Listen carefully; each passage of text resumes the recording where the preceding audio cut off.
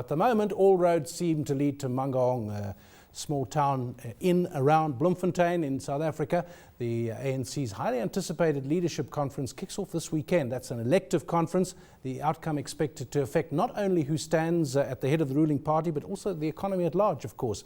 And we spoke to Vukani Mdee, who is political analyst from Africa Practice, on whether we can expect any radical policy changes going into this leadership conference. Polokwane actually saw a great deal of changes in the ANC, in how the ANC organizes itself, in the ANC's relationship with the state and the government that it leads, and in the ANC's policy outlook. There are policy changes on the table for Mangaung, and some of them are significant. But I'm not entirely convinced that the ANC is looking at or considering a radical policy rethink in the same way that it was in Polokwane.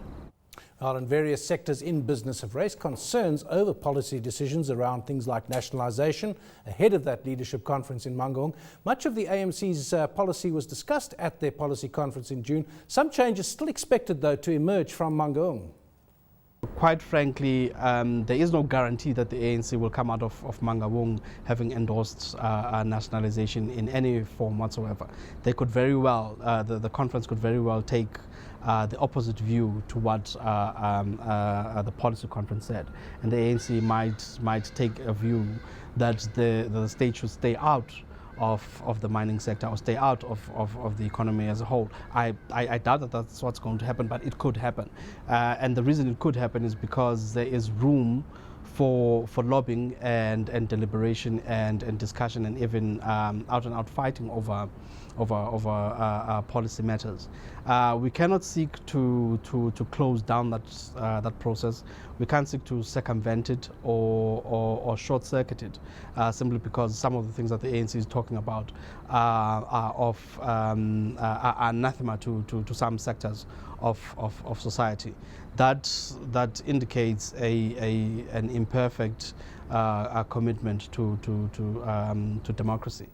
Well, policy is one thing, and I saw a newspaper headline this week saying it's about policy, not people. But in fact, it is an elective conference. It's about who will do certain things in the ruling party, including leading it. So moving on to that main issue at Mangaung, it is leadership. And South Africa's Deputy President Kgalema Motlanthe has recently accepted nomination for party president and will face off for votes with his former ally, the current ANC President Jacob Zuma. But his late acceptance has portrayed him as something of a reluctant leader.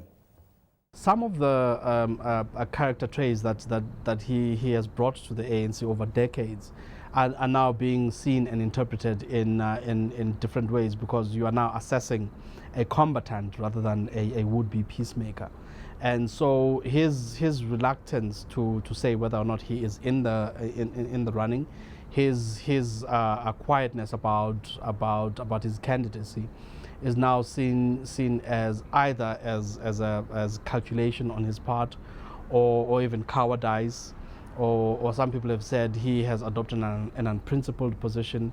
And so the interpretations of his actions and lack of actions this time around is a lot less charitable than it would have been in Polokwane and in previous periods.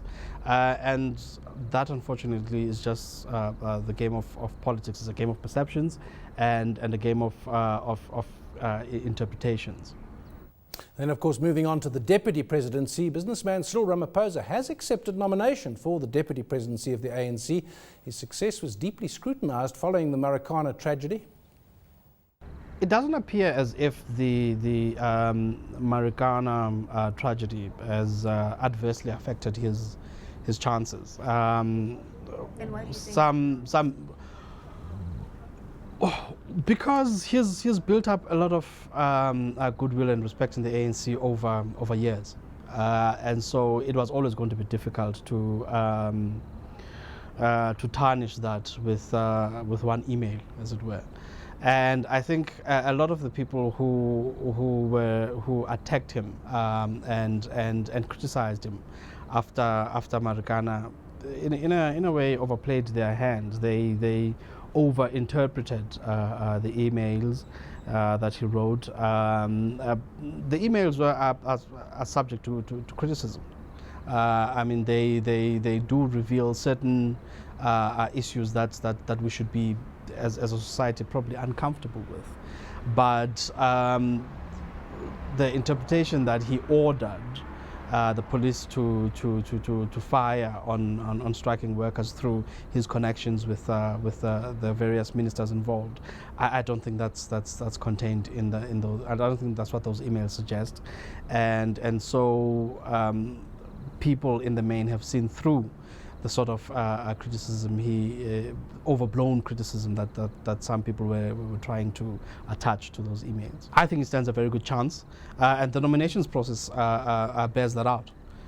He has close to 2,000 nominations, as opposed to hundreds for the other 3 people who have been nominated.